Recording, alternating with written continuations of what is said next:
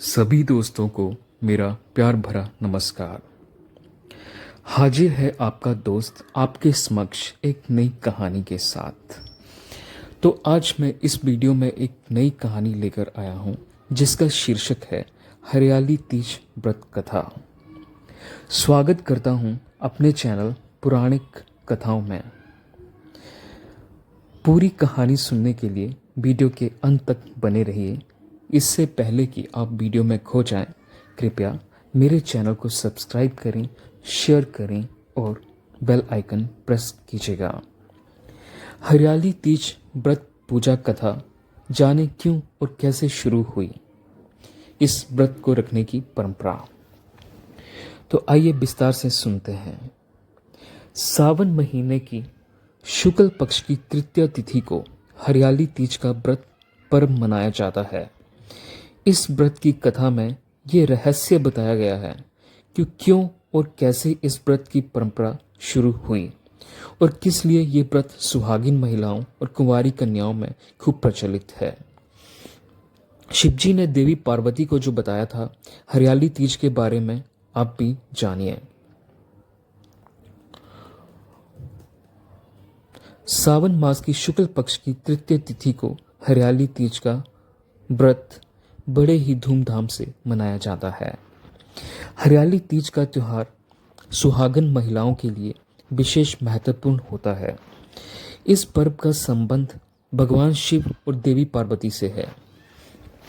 मान्यता है कि देवी पार्वती की तपस्या से भगवान शिव प्रसन्न हुए थे और इसी दिन ही माता पार्वती को उनके पूर्व जन्म की कथा भी सुनाई गई थी। इसलिए इस व्रत का संबंध शिव पार्वती के मिलन से है। आइए जानें हरियाली तीज की पुरानी कथा में क्या कहा गया है। हरियाली तीज से जुड़ी एक कथा बहुत प्रचलित है। एक समय की बात है, माता पार्वती अपने पूर्व जन्म के बारे में याद करना चाहती थी, लेकिन उन्हें कुछ याद नहीं आ रहा था। ऐसे में भोलेनाथ देवी पार्वती से कहते हैं कि हे पार्वती, तुमने मुझे प्राप्त करने के लिए 107 बार जन्म लिया था, लेकिन तुम मुझे पति रूप में न पा सकी। लेकिन 108वें जन्म में तुमने पर्वतराज हिमालय के घर जन्म लिया और मुझे वर रूप में प्राप्त करने के लिए घोर तपस्या की। भगवान शिव कहते हैं कि हे पार्वती, तुमने अन्न जल का त्याग कर पत्ते खाए और सर्दी गर्मी एवं बरसात में हजारों कष्ट कर सहकर भी अपने व्रत में लीन रहीं। तुम्हारे कष्टों को देखकर तुम्हारे पिताजी बहुत दुखी थे। तब नारद मुनि तुम्हारे घर पधारे और कहा कि मुझे भगवान विष्णु ने भेजा है। भगवान विष्णु आपकी कन्या से अत्यंत प्रसन्न हैं और वह उनसे विवाह करना चाहते हैं। मैं भगवान विष्णु का यही संदेश लेकर आपके पास आया हूँ, ऐसा नारद ने कहा। नारद जी के प्रस्ताव को सुनकर पार्वती के पिता खुशी से भगवान विष्णु के साथ विवाह के लिए तैयार हो गए। नारद मुनि ने भी भगवान विष्णु को यह शुभ संदेश सुना दिया, लेकिन जब ये बात पार्वती को पता चली तब वह बहुत दुखी हुई। पार्वती ने अपने मन की बात अपनी सखी को सुनाई। तब सखी ने माता पार्वती को घने जंगल में छुपा दिया। जब पार्वती के गायब होने की खबर हिमालय को पता चली तब उन्होंने खोजने में धरती पाताल एक कर दिया, लेकिन पार्वती का कहीं पता नहीं चला, क्योंकि देवी पार्वती तो जंगल में एक गुफा के अंदर रेत से शिवलिंग बनाकर शिवजी की पूजा कर रही थी। शिवजी ने कहा, हे पार्वती, इस प्रकार तुम्हारी पूजा से मैं बहुत प्रसन्न हुआ और तुम्हारी मनोकामना पूरी की।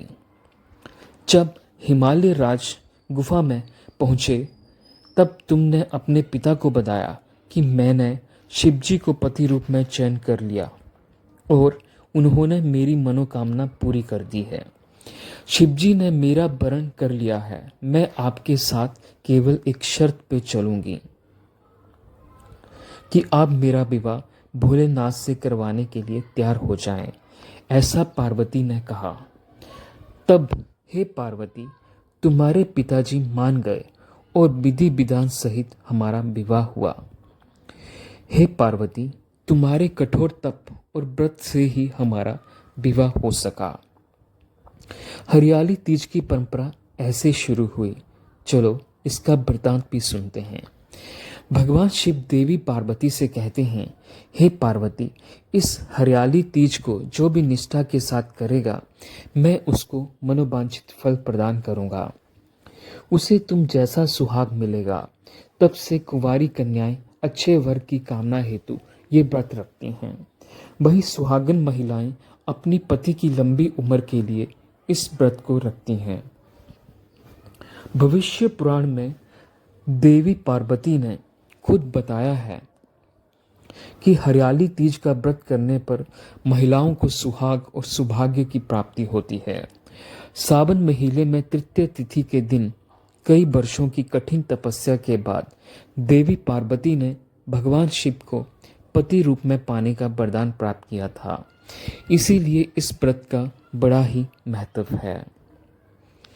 धन्यवाद दोस्तों।